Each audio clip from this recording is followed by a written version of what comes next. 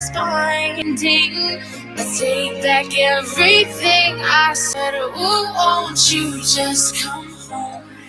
And we are back. And for the first time at Iona College, I can't wait to say this. I get to talk about the first place New York Islanders. First place. Yeah, what did like a turnaround for the Islanders after like having like what a mediocre few seasons, man. Having everyone's heart ripped out in the offseason when Captain John Tavares, Pajama Boy, Snake, whatever you want to call him, when he decided to leave this franchise, leave this team, everybody thought, oh, number one pick in the draft, buried at the bottom of the standings, Barry Trotz, Lou Lamoriello, they can't change this team. Everyone was wrong, including myself. And I'm absolutely pleasantly surprised. I cannot believe I get to talk about this team. I'm going to be a fan for a minute because I never get to be a fan on this radio, and I feel like I deserve it right now. We, the New York Islanders, and our fans deserve this. After everything we went through, we deserve this. And why do we deserve this? Because this team has one playoff series win in the last 21 years. They have not made the playoffs in 3 years. When they had that playoff run, I was not mentally there for it, and I've been dying for another playoff run for this team. And this year, we are definitely going to get it. 96% chance to make the playoffs. I hope I didn't just jinx it with that 4%, but I mean, we should be good. And the New York Islanders, I'll stop saying we now for everyone who's getting mad at it over there. The New York Islanders are now first place in the Metro. As I said, they are only 2 points ahead of the Capitals with a game in hand, and they are 4 points ahead of the Pittsburgh Penguins. You look at the Penguins and the Capitals, those are the two teams who have kind of flip-flopped who won this division over the last 5 or 6 years, and Capitals won the Stanley Cup last year, Penguins the 2 years before that. So the New York Islanders, what do they have to do to keep this going? And the answer is they don't have to do much. They don't have to make a trade. They don't have to get lines shuffled. No, they just got to keep doing what they're doing. They have the coach and they have the structure. I always say the New York Islanders are a team without the talent to succeed, but they have the coaching and the drive to succeed. When you're stabbed in the back by someone like they were, when everybody, it's not only the fans, when the team knows what happened to them, what happened with the player, they want to prove everyone wrong. And that's what they're doing. Yeah, but but also, although you say they have a lot of and they don't really need to make any trades, do you think they have any targets for the Islanders? Well, of course they have targets. One of those targets was Brian Boyle, a center for the New Jersey Devils. He was actually traded this morning to the Nashville Predators for a second-round pick, and I thought that was too steep of a price for the Islanders to kind of trade away, considering this guy is a bottom six forward if they made the trade. Their bottom six is pretty much set. You got your third line of Michael Dowcole, actually Anthony Beauvillier now. They shuffled it in practice this morning. But you have Valtteri Filppula and Leo Komarov, two guys who have really discovered a defensive game under Barry Trotz under the new system. They've been a great third line. People complain about their scoring ability. You don't need that out of a third line. They're the perfect checking line. And when Andrew Ladd comes back, that's a complete third line. And then the fourth line, obviously, best fourth line in hockey, Matt Martin, Case Cizikas, and Cal Clutterbuck. 2 years ago, when they let Matt Martin walk to Toronto, the line was not the same. They traded back from this offseason.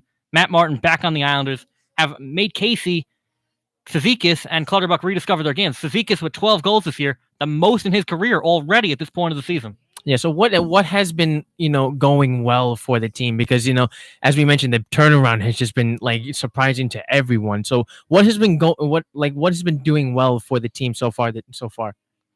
I mean, the number one thing has to be the defense.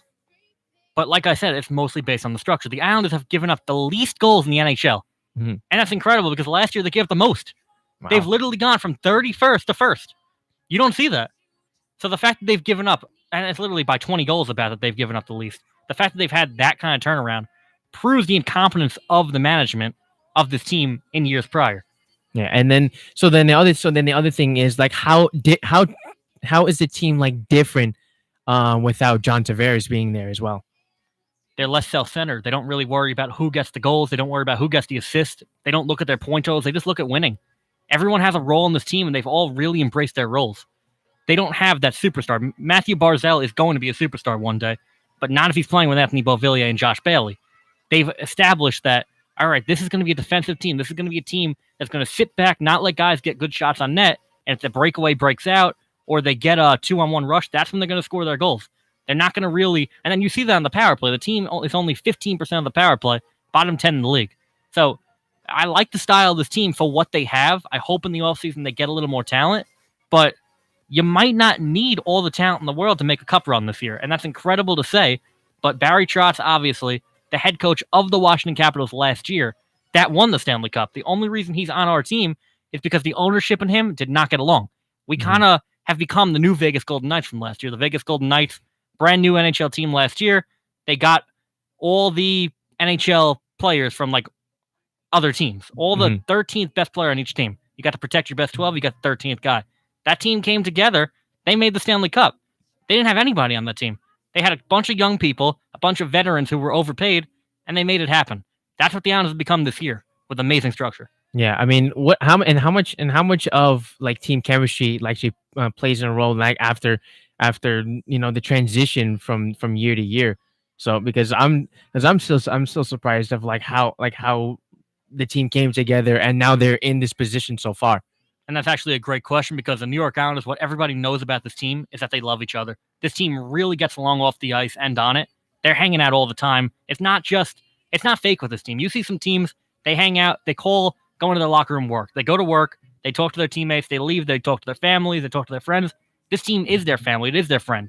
Everybody is so connected, and that kind of is just hockey in general, where teams get a little more closer than the other sports. But the Islanders have a connection this year, even to the fans, that I've never seen before. When they go to the Nassau Coliseum, obviously they have two buildings right now. They have the Barclays Center, which the Nets play at, and it's not really made for hockey. And then they made the Coliseum come back this year. 22 games at the Coliseum. Every time they're at the Coliseum, the intimacy of that arena, it's the loudest place. It only holds 14,000, the least in the NHL. And it's the loudest place in the whole entire NHL because the fans want to be there. They're dying to be there. You have the low roof, which everyone's always talked about, which makes the sound so much better. This is just a team that wants to be in that building, and it's a fan base that wants to be part of it, and you don't get that everywhere. Yeah, I was going to say then you've been to the Coliseum, haven't you? Have you gone to the Coliseum this season? Only about 8 or 9 times so far. So I'm at the Coliseum probably every other weekend, and it's going to get more and more if this team keeps winning. And not that I'm saying I'm a front runner, but it's hard to get there from here. But I need to be a part of this. Every person in this fan base needs to be a part of this. Yeah, absolutely. Because this is just special right now. Yeah, absolutely. Because like the turnaround has just been amazing, and like you got to give the franchise a lot of credit for what they've done from then to now. So it's not surprising to me that they made this turnaround, but I'm like very quickly that is actually happening. You know what I mean? So one final thing we want to talk about is, can the goalie tandem of Thomas Greiss and Robin Leonard, hold up for the team? Robin Leonard, this is a guy, you were actually on this show. You're not going to know you were on the show, but you were. 2 years ago, freshman year, we sat here in the Iona studio for probably the 4th time we ever did a show. And Joe and Dom were here, 2 other guys on Sports Unfiltered, who anyone who listens to the show knows. They were here and we did our NHL predictions. And I said that Robin Leonard was going to win the Vezina Award that year for the Buffalo Sabres. He was kind of an unknown guy. Nobody really knew who he was. He was a big 6'6" goalie. He'd never really been talked about by the media before. And I said, that guy is going to win the Vezina Award. What happened to Robin Leonard? He had a lot of mental issues. He was diagnosed with bipolar disease. He couldn't even play last year. There was an incident last year for the Buffalo Sabres where he took his mask off, he ran to center ice, and he started punching the other goalie. Wow. And he got suspended for that, and he couldn't come back for a long, long time because he just couldn't mentally do it. Because of that, he became a free agent this year, and nobody wanted to give a chance on him. The only team that gave him a chance is the New York Islanders. The guy has all the talent in the world, and it seems like he's finally in a good place. So is Robin Leonard the answer for this team? Yes, because he's always the guy I've wanted on this team, even dating back to 2 years ago. And Thomas Greiss, this is a guy that won the team their only playoff series in the last 22 years, as I said before. He beat the Florida Panthers. Career backup, but when he gets the chance to play, he's outstanding. He's just the kind of guy where he can't play every single night because that's not who he is. He doesn't have the most durability in the world, but this tandem with Leonard and Greiss, I don't think you can get much better, especially when Robin Leonard is mentally there. And should Robin Leonard win the Vezina this year? Probably not, because they've been splitting time. There's goalies who play more games, they have better stats, but Robin Leonard has played better than any goalie in this league this year, and I really think that could keep up. And who do you think then, now with this whole all of this coming together, who do you want to see first in the playoffs once playoff time comes? You mean who would I like the Islanders to play in the first round? Mm-hmm. I'm not really going to answer that question, and I'm going to answer it in a different way. I don't care who the Islanders play, because it would probably be easier to drop down a spot and to play the Washington Capitals. The Washington Capitals, even though they're going to get better than they are right now, they've always been a team we've played well. The Islanders, sorry, I did it again. But they've always been a team the Islanders played well. Barry Trotz obviously leaving the Capitals with a lot of emotional attachment in that game. I'd love the Islanders would love to play the Capitals, but as a fan, now I'll go back to being a fan, I would like to see this team win the division no matter who they have to play in the first round. They have not won a division in about 27 years. They haven't even had a home ice playoff series since, the 90s, 80s probably. So, as a fan, I'd like to see them win the division. As a realist and as a guy who knows who they could beat, they should probably drop down a spot. That's very tough to see because, they've been holding it up so far, and now, realistically, you want to see them succeed. So, I mean, it's what do you think about that? Well, to take your question, of course you want to see them succeed, but that's not really what I was answering with. You're going to see them succeed no matter who they play. Yes, they might have a better chance to beat the Capitals, but that doesn't mean they can't beat whoever they would have to play if they win the division. So, yes, you want to see them succeed, but there's more than one path to succeed. The playoff series everyone wants to see, whether you're a fan, whether you're an NHL analyst, whether you're even the players on the team, is the New York Islanders versus Toronto Maple Leafs, obviously. John Tavares on Toronto now, as we've talked about. If that's the Eastern Conference final match, or if that ever happened, the media would explode. Twitter would explode. Everyone would explode because that's the traitor. That's the guy who made this team. Everyone thought they wouldn't be here, and they are. So you want your revenge? That's how you get your revenge. That's how you create a rivalry. You have the Islanders play the Maple Leafs in the playoffs. And if that happens, everyone will be happy. All right. So moving on now, I guess, we'll talk about baseball so you can get a little more into it. Why do you think Manny Machado and Bryce Harper have not signed yet? Well, I think they just wait. I think just waiting for the best opportunity so far. I mean, I think I've heard Aaron Judge even like throwing a little spurts to Manny Machado, trying to join the team, trying to recruit to the team. So, I mean, I would love to see Bryce Harper go to the Yankees. I mean, that's just my take as I'm a Yankee fan and growing up as a Yankee fan all my life. But it's just a matter of who can actually step up to the team once if they sign there. And Bryce Harper going to the Yankees was actually not realistic at all until this morning. Yeah. Because all of a sudden, Nolan Arenado is very close to re-signing with the Colorado Rockies long term. And if that happens, the Yankees have to get somebody else besides Arenado. They're trying to wait and get him. Well, if they're going to have all that money, they're not going to get Nolan. Bryce Harper becomes the guy. You already have your shortstop with Didi, even though he's hurt till August. You signed Tulo to fill in for him. You still have a need for Bryce Harper. I don't want to hear Brett Gardner needs to be in this lineup when Bryce Harper's sitting out there. I mean, technically, isn't Brett Gardner the quote unquote captain of the team right now? There's no captain of the team. There hasn't been a captain since Cheater left. Yeah, obviously. And it's definitely not going to be Brett Gardner. He's the longest tenured Yankee, just like Josh Bailey was the longest tenured Islander. He's not a good player. He's played awful the last 2 months. Brett Gardner is a guy who could sit on the bench. So if Aaron Judge is willing to move to center field, Stanton could DH and Hicks goes to left. Harper, there's your spot in right field. Yeah, definitely. But what do you think? How would Manny Machado fit into the situation? I don't think Manny Machado fits on this team anymore, and I actually never thought he did. My goal for this team was always get DJ LeMahieu, which you heard me say, and they got him. He's going to be a utility guy for this team, and then to get an extra pitcher. They haven't gotten the extra pitcher yet, but Gio Gonzalez still sitting out there. He's still a target. But I never thought Manny Machado could have been a good guy on this team because I didn't like the fit. Bryce Harper, I really, really like the fit for the Yankees. Yeah, they've been really trying to do that for like the past 2 years or even 3 years maybe because What do you mean by that? Well, because they mean like waiting for this moment to try to sign him. Well, it's not even that. There've been a lot of there's been a lot of rumors going around that he might figure out a way to sign. Yeah, well, with there was rumors. You mean Machado or Harper? Harper. Yeah, because I know Machado. There was a bunch of rumors he would go to the Yankees, and he wants to go to the Yankees. But like I said, he's just not a fit. Harper. Yes, the rumors might have been that he can get traded to the Yankees, but that was really never realistic. It's realistic now to go get him. And Cashman doesn't want to spend the money. And it's ridiculous when the Yankees make more revenue than any team in sports. No matter who we're talking about, any sport, the Yankees have more revenue. George Steinbrenner, before he passed away, used to put the money back into his team to bring players in. His son, who he handed the team to, has not done the same thing. And Bryce Harper is sitting right there now. He's going to make less money than anyone thought because of how late in the offseason it is. Why can't you just offer him a contract? It's not that hard. You need to beat Boston. You can't let Boston keep going on this title run. Patriots won the Super Bowl. Red Sox won the last World Series. Celtics could win the NBA Finals. And the Bruins beat the Islanders last night. They're a contender for the Stanley Cup. Yeah, you got to stop the Boston wrath. I was literally about to say.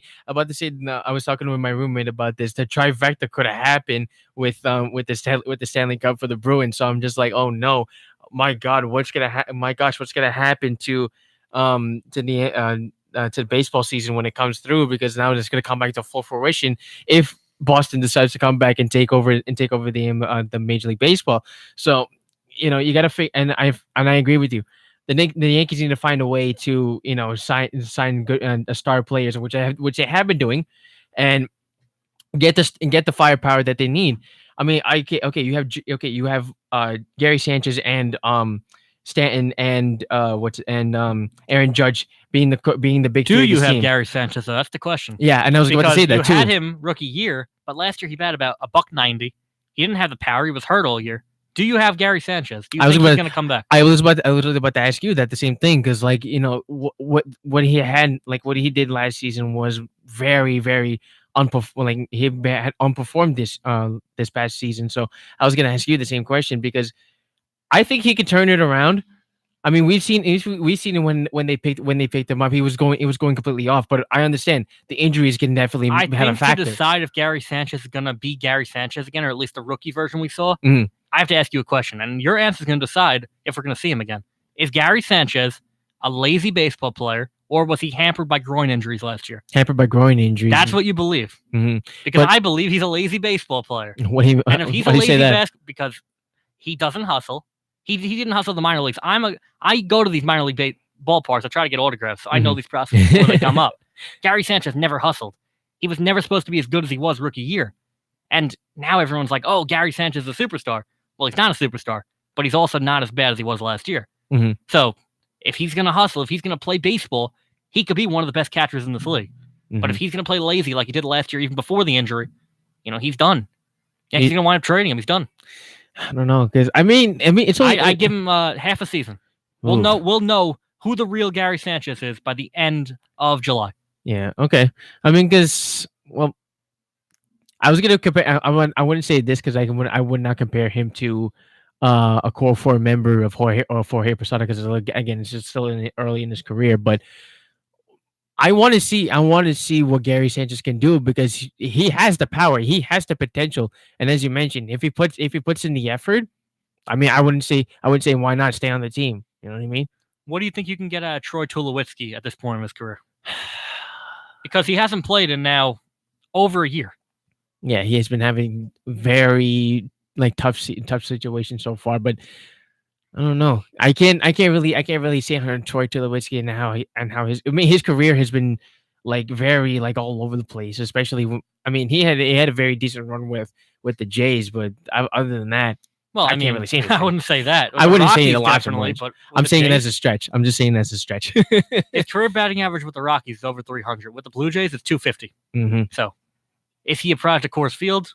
Is he healthy? There's too many questions surrounding Troy Tulowitzki to even make a prediction on him. So I'm just going to let him play out. And if Troy Tulowitzki becomes a shell of what he used to be, then the Yankees are contenders. So, yeah. Well, that's going to do it for this week's edition of Sports Unfiltered. I'm your host, Jake DeMisa. I'm Matthew George. And we are signing out.